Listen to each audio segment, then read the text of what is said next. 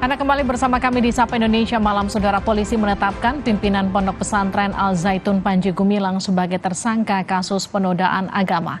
Panji Gumilang juga telah ditahan di rutan Bareskrim Polri. Bareskrim Polri menahan pimpinan Pondok Pesantren Al Zaitun Panji Gumilang di rutan Bareskrim selama 20 hari ke depan. Sebelumnya pada Selasa malam, Panji telah ditetapkan sebagai tersangka kasus penodaan agama.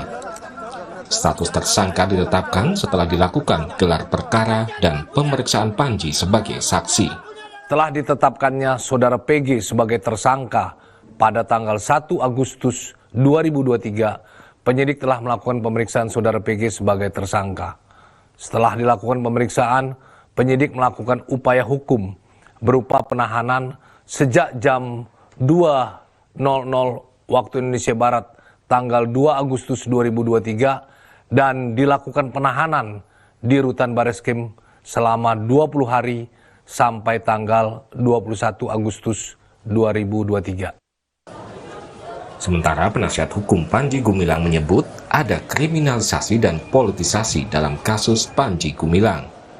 Dalam semalam mulai dari saksi, kemudian jadi tersangka, kemudian ditahan, ya ditangkap, ditahan, dan sampai hari ini kita masih diproses. Dugaannya tujuannya buat apa kalau begitu, kalau teman-teman? Ya, tujuannya kami belum paham. Tapi kami menduga tentang kriminalisasi, politisasi ini terjadi dalam perkara ini. Menanggapi penetapan Panji Gumilang sebagai tersangka, Menko Polhukam Mahfud MD menyatakan tindakan polisi sudah tepat. Namun Mahfud juga menegaskan, meski pemimpin Ponpes berstatus tersangka, pemerintah tetap akan menjamin keberlanjutan penyelenggaraan pendidikan di Ponpes Al Zaitun. Penetapan tersangka Panji Gumilang, ya itu kan sudah saya katakan, penetapan tersangka itu hanya nunggu waktu.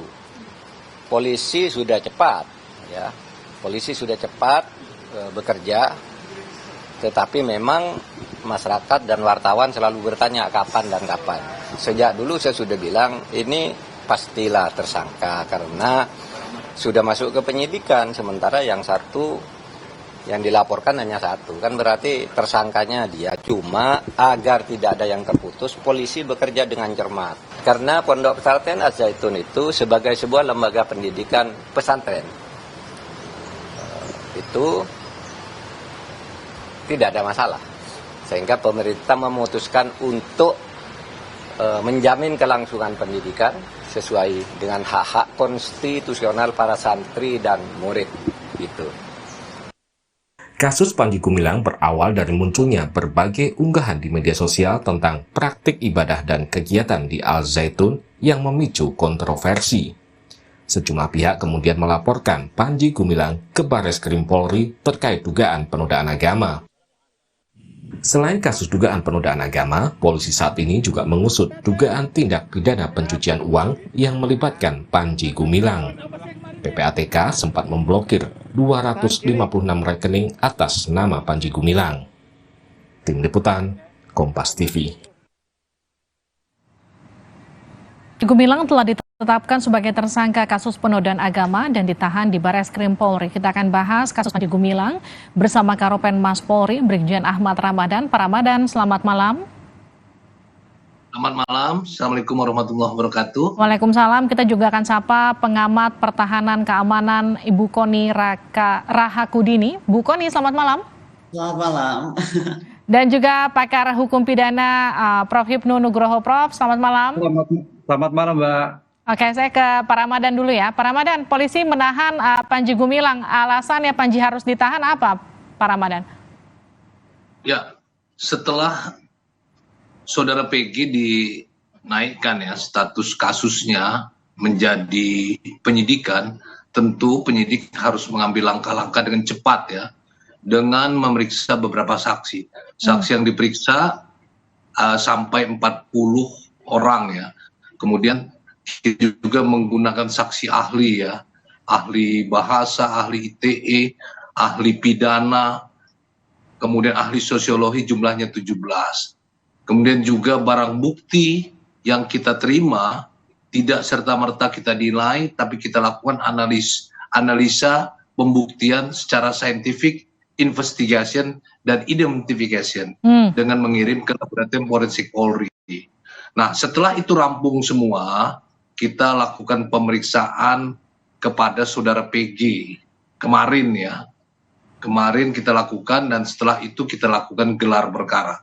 Jadi tahapan-tahapan kita lakukan sesuai dengan prosedural, proporsional dan profesional.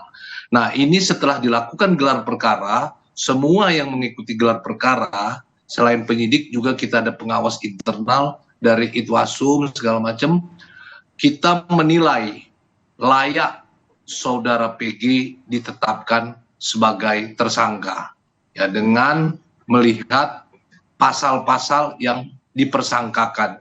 Ya, kita menjerat dengan Undang-Undang ITE, juga dengan KUHP, dan Undang-Undang Nomor 1 Tahun 46 tentang Peraturan Hukum Pidana. Baik. Sehingga tadi malam, kurang lebih pukul 9, ditetapkan tersangka dan dilakukan penangkapan. Kemudian dini hari, pada pukul 2, ya, penyidik melakukan penahanan terhadap yang bersangkutan. Sehingga saudara PG sekarang statusnya adalah tahanan di Rutan Bareskrim Polri. Tapi Pak Ramadan, pengacara sebut ada kriminalisasi dan politisasi di kasus Panji karena proses pemeriksaan saksi, status tersangka, dan penahanan begitu cepat. Ya, seperti saya jelaskan tadi bahwa penyidik untuk menetapkan kasus ini, penyidikan harus memiliki alat bukti yang cukup. Sesuai yang diatur oleh KUHP. Nah, alat bukti ini lebih dari cukup. Untuk menentukan alat bukti ini, penyidik mengikutsertakan ahli ya. Jadi penyidik tidak berpendapat sendiri. Nah, jadi prosedur itu kita lalui, kemudian bukti juga diuji ya di laboratorium forensik Polri, dan terakhir penyidik menilai saksi ahli pidana udah mengatakan cukup untuk ditetapkan sebagai tersangka. Jadi bukan ujuk-ujuk menetapkan seorang PG menjadi tersangka tanpa alasan. Tapi alasan yang cukup dengan bukti yang lebih dari cukup. Dengan alasan yang cukup, dengan bukti yang lebih dari cukup, ini pertanyaan yang sama ke Prof. Hipnu. Pengacara sebutnya ada kriminalisasi dan politisasi di kasusnya Panji Gumilang, tapi polisi menyatakan sudah memeriksa puluhan saksi, sudah ada dengan bukti yang cukup, dengan alasan yang cukup. Tapi kalau Anda melihatnya, Prof. Hipnu? Ya, kalau saya melihat ya, memang istilah politisasi, kriminalisasi itu agak sulit bisa diterima ya. Tapi kalau memang sekarang itu situasi mau politik, ya boleh-boleh saja. Itu istilah umum. Tapi ingat, kalau bicara hukum, bicara bukti, polisi harus mempunyai bukti yang istilah hukumnya adalah beyond of reasonable doubt. Bahwa bukti itu akurat, bukti itu harus konkret. Oleh karena itu, bukti-bukti yang disampaikan itu sekarang itu adalah masih dalam proses pra-adjudikasi yang merupakan kewenangan penyidik. Oleh karena itu pengacara, kalau itu memang kriminalisasi, nanti ada waktu diadjudikasi. Disitulah adu bukti antara penyidik dan penuntut umum dengan bukti-bukti yang disampaikan oleh penasihat hukum. Karena pandangannya, kalau kita melihat penyidik itu adalah mewakili negara, ada kegaduhan, ada bukti-bukti. Jadi bukti itu masih dalam arti versi. Jadi seandainya nanti itu dikatakan kriminalisasi politik, lah itulah nanti bukti yang disampaikan di dalam persidangan. Nah, bukti yang disampaikan oleh Pak Hamdan nggak bernilai, itu baru. Nah, itulah lakukan. Kita harus melihatnya ke sana, karena bicara hukum adalah bicara bukti. Menuduh harus membuktikan. Tapi bagaimana kemudian nanti pembuktian soal sangkaan penodaan agama, kita bahas lebih lanjut lagi, juga nanti kita akan tanyakan ke Bu Kony, tapi kita harus jeda sejenak untuk kumandangkan azan maghrib. Kita jeda sejenak Ibu dan Bapak di Sapa Indonesia Malam.